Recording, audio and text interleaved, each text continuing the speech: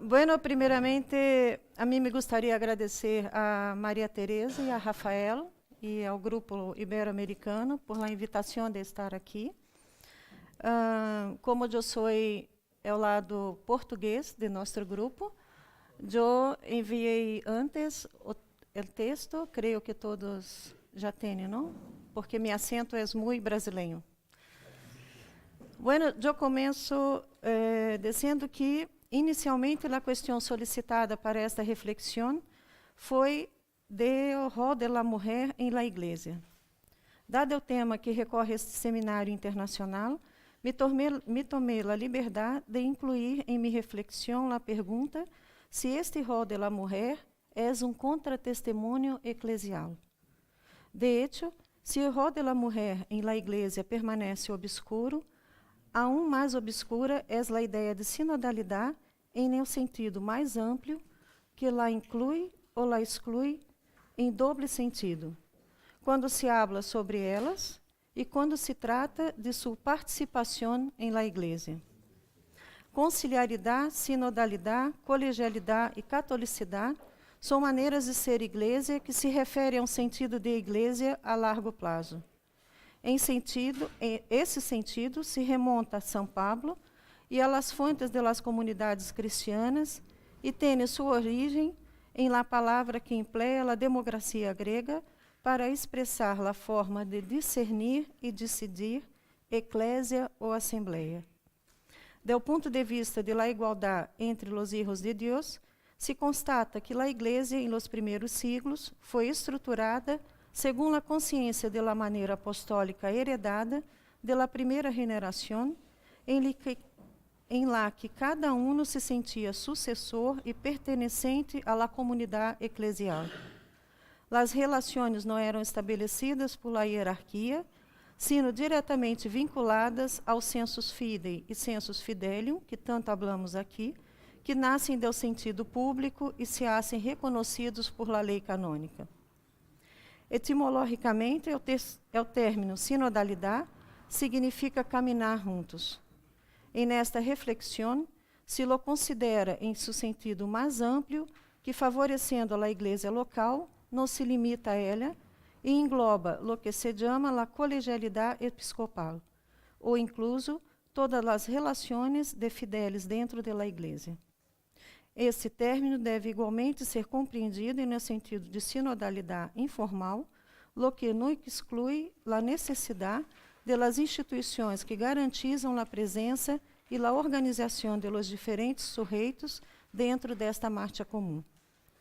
Esta é a razão por la qual afirmamos que a colegialidade episcopal está situada em la sinodalidade eclesiástica, que pode ser traduzida como resultado de um dar e receber mútuo entre todos os membros da comunidade, dentro do respeito dado a cada um em el seno da Igreja.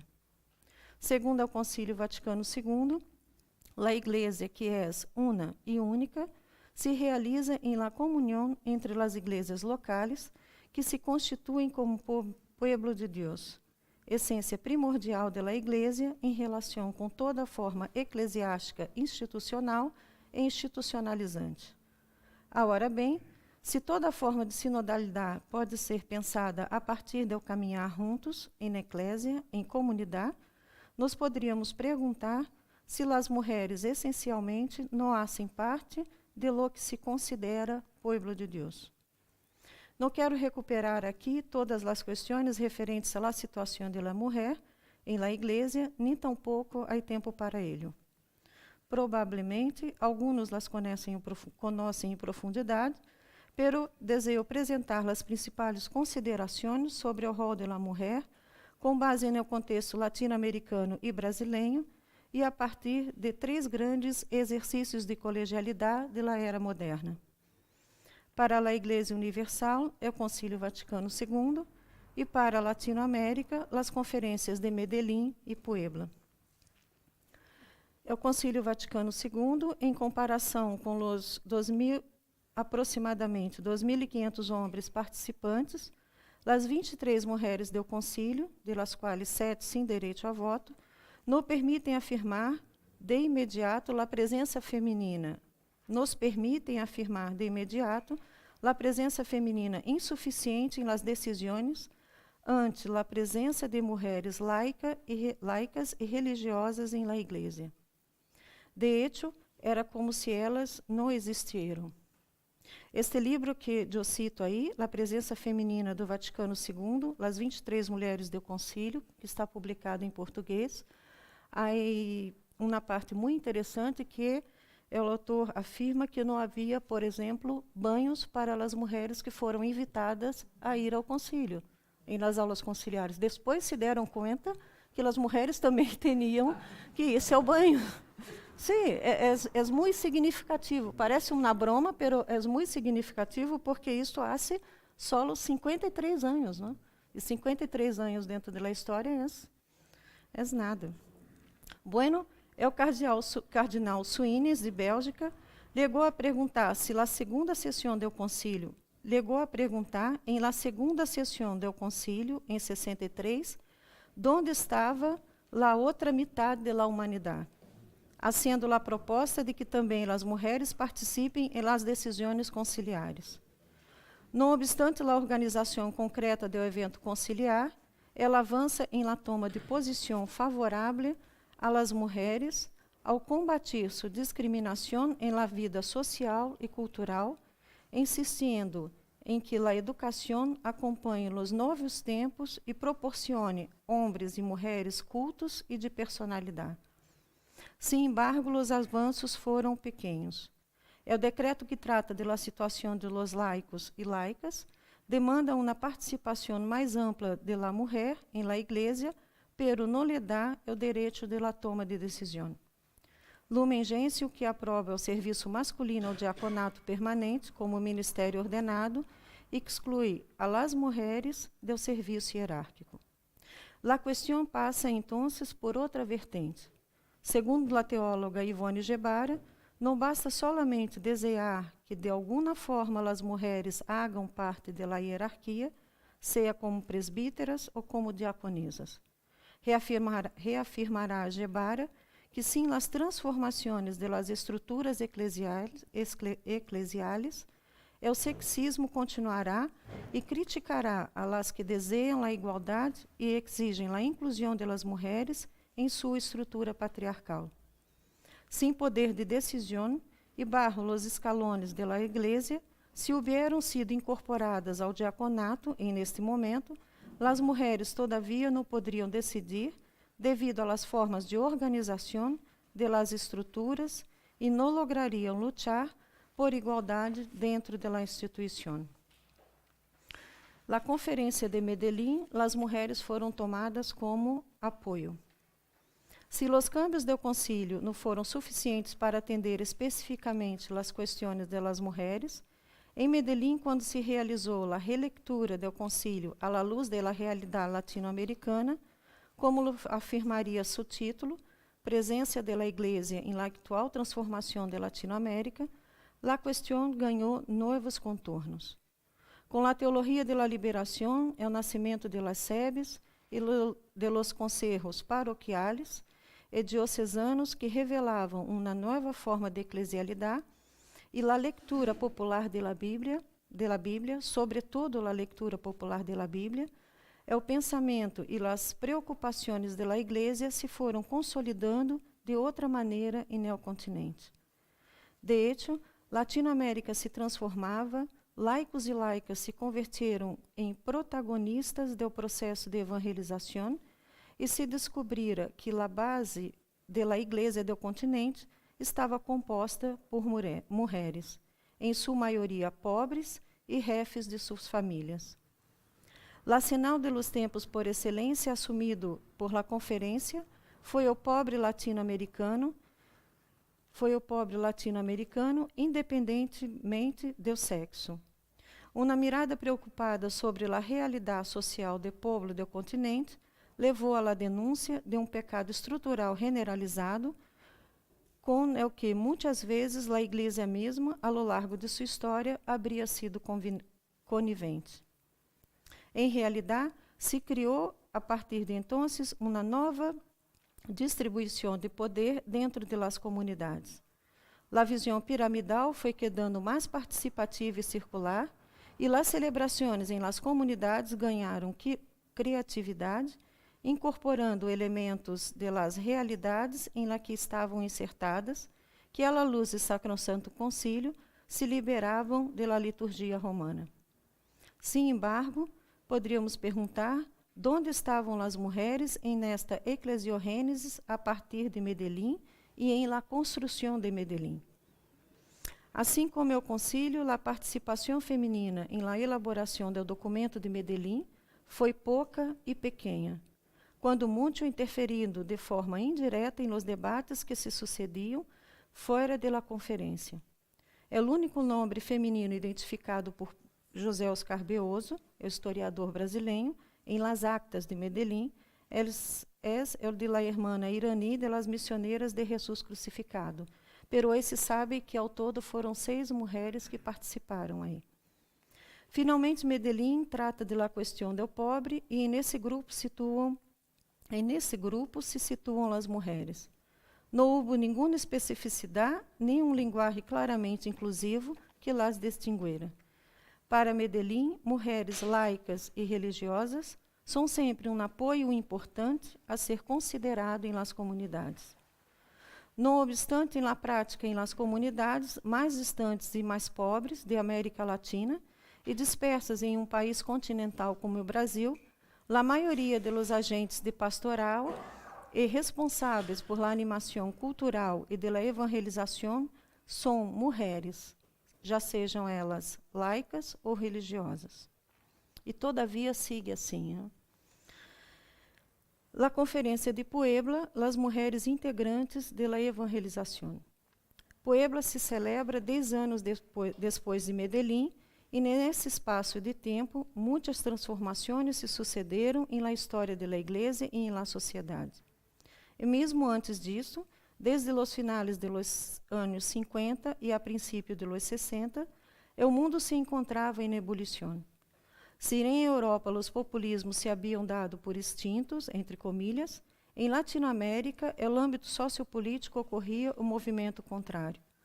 Os governos estimularam as consciências nacionalistas e ao desenvolvimento industrial com o objetivo de beneficiar os burgueses nacionais e as populações urbanas através do conhecido modelo de dependência de capital associado aos países ricos, lo que reforçava a exclusão da maioria da população.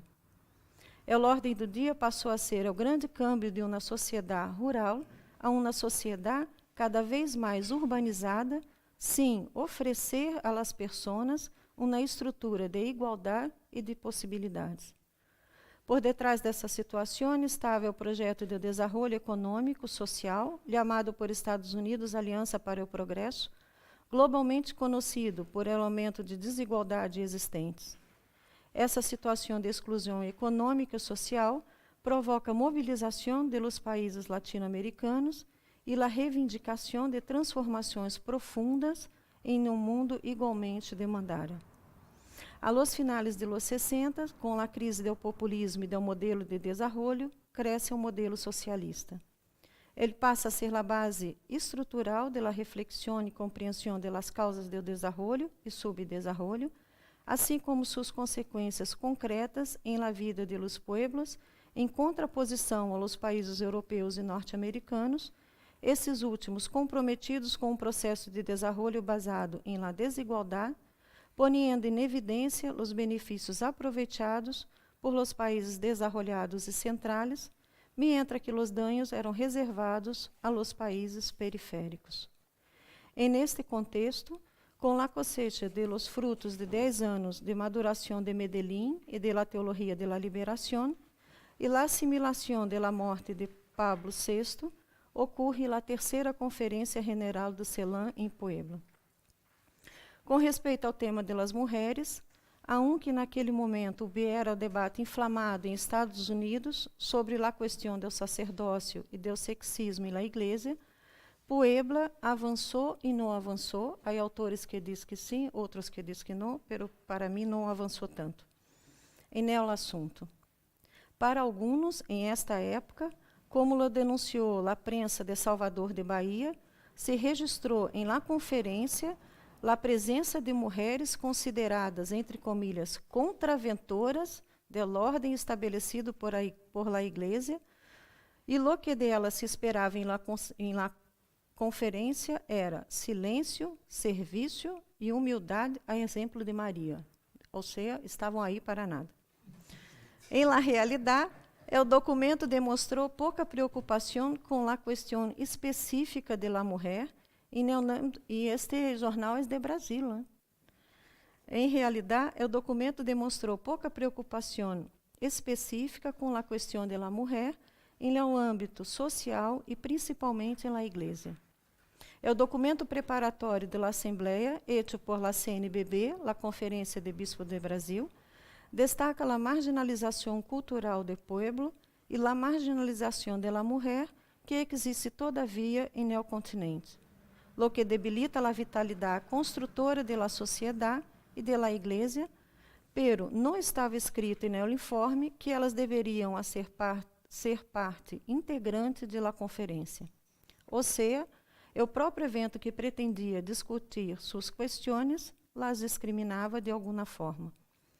Sin embargo, nos recorda Ivone Gebara que o documento de conclusão se referiu muito mais a las mulheres que os anteriores.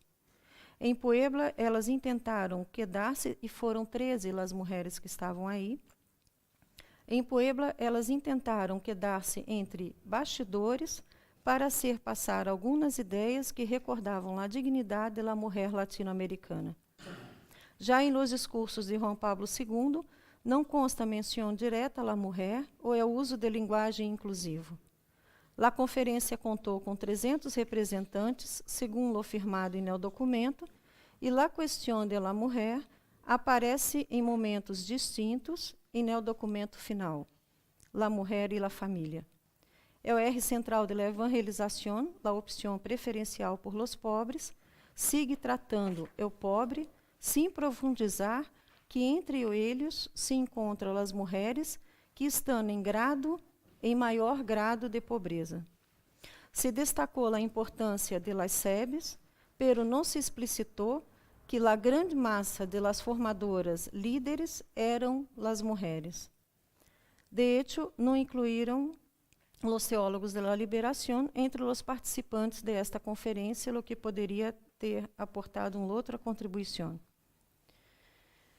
Como Puebla reconhece e destaca, a mulher merece uma menção especial, tanto a religiosa como a dos institutos seculares e las laicas, têm atualmente uma participação cada vez maior nas tarefas pastorais, aunque em muitas partes se vê com recelo tal participação e se queda praticamente aí. Se o documento não deixa clara a situação da mulher na Igreja, por lo menos registra a necessidade de que se reconozcam suas questões em la sociedade. O documento faz uma análise crítico e real da situação da mulher em Latinoamérica, ao condenar e mostrar como a mulher é marginalizada em la sociedade, denuncia as causas de la prostituição, a falta de la proteção no mundo do trabalho, a doble jornada dentro e fora do hogar, a explotação doméstica, a valorização da mulher em la Igreja e o incentivo das organizações femininas. É o ponto 4, movimentos pontuais em favor das mulheres, movimentos pontuais por parte da Igreja em favor das mulheres, notadamente em Brasil. É o primeiro, a campanha de la Fraternidade, de 1990, promovida por la CNBB, que tuvo como tema Mulher e Homem, Imagem de Deus. Não se tratava especificamente de la mulher, pero de la igualdade. Os objetivos traçados no texto base de la campanha eram conscientizar a todos que mulher e homem juntos são a imagem de Deus e que Deus lhes entregou sua criação a ambos. 2. Ajudar a ver como a realidade de la mulher não é reconhecida e tratada como igual ao homem. O texto começa admitindo que tradicionalmente se considera el hombre como imagem de Deus, porque, em general, a imagem presentada de Deus é masculina. É a dimensão simbólica interferindo na construção das relações de gênero, e como lo afirma a teórica feminista Mary Dale, se Deus é homem, logo el homem é Deus, atacando a simbologia central do cristianismo e de outras religiões não cristianas que traem consequências prejudiciais para as mulheres. E é o segundo, é o Ano Internacional da Mulher, em 75, que rendeu frutos em diversos movimentos feministas, em la trajetória de las SEBs, em las declarações sobre elas, em los documentos de la Igreja. Ao tratar do trabalho realizado por essas mulheres em los encontros e congressos, la CNBB, a Conferência de los Obispos do Brasil, se refere a ele como uma reflexão feminina e não feminista que chama a atenção para a estrutura patriarcal, não somente da sociedade, sino da Igreja. Essa reflexão propõe uma igreja comunitária de homens e mulheres, todos com o mesmo espaço e com os mesmos direitos. E, por último, a situação da mulher em Latinoamérica e desde o Brasil. Não? Se podem distinguir dois aspectos na análise da situação da mulher em Latinoamérica, em la sociedade e em la igreja, para que se conclua que em ambas situações, os avanços foram muito pequenos hasta agora. Em termos sociais, tomando as informações desde a realidade brasileira, se pode afirmar que a mulher em la sociedade sigue sofrendo distintas formas de violência física e emocional. Segundo o Observatório do Terceiro Setor, com base no último Anuário Brasileiro de Seguridade Pública, uma mulher é assassinada a cada 2 horas em Brasil. Isso significa que só em 2016, ano de los últimos dados disponíveis, 4.657 mulheres foram vítimas de homicídio. Destes, 533 foram qualificados como feminicídios, assassinatos de mulheres em contextos marcados por desigualdade de gênero. Apesar da criação de leis específicas, como a do feminicídio e da Lei Maria da Penha. Em la primeira semana de 2019, ahorita, como dizem os mexicanos, já se registravam 10 casos de feminicídio. Brasil ocupa atualmente a 5ª posição em la taxa de feminicídios no mundo. Ademais de isso, há todavia questões de diferenças salariais, de doble jornada, casa e trabalho, e de postos de trabalho de direção que não são ocupados, todavia, por mulheres. A cultura do machismo há um império em Brasil, e não somente com relação à mulher, sino também com relação às outras formas de expressão de sexualidade. Em termos intraeclesiais, especialmente depois do papado de João Paulo II, da imposição de sua linha mais conservadora de concepção de uma nova evangelização, assumida por los movimentos, e de uma nova geração de obispos de sua linha, a los poucos avanços realizados por las conferências do CELAM em los anos 70 e 80 foram reconfigurados a partir de los anos 90. A ola conservadora de João Paulo II e Benedito XVI marcou o regresso de uma igreja de serviço eclesial machista e de classe. Talvez se pode afirmar que em la base de la igreja, es decir, em la igreja de los pobres, las mulheres siguen ativas. Muitas vezes para a hierarquia, essa igreja não conta, e por isso elas continuam seus trabalhos com firmeza, honestidade e atitude profética. Eu hecho que as questões das mulheres não dependem unicamente de decretos, seja do Papa, seja do presidente da nação. Dependem de um trabalho de transformação cultural por la educação das novas gerações, que em tempos de retrocessos e de diretismos se encontram cada vez mais ameaçados. E de uma conversão pastoral, um câmbio de mentalidade, que lhes dê a possibilidade de um novo vínculo, um novo sentido de pertenência e de reconhecimento dentro e fora da igreja. Muitíssimas graças.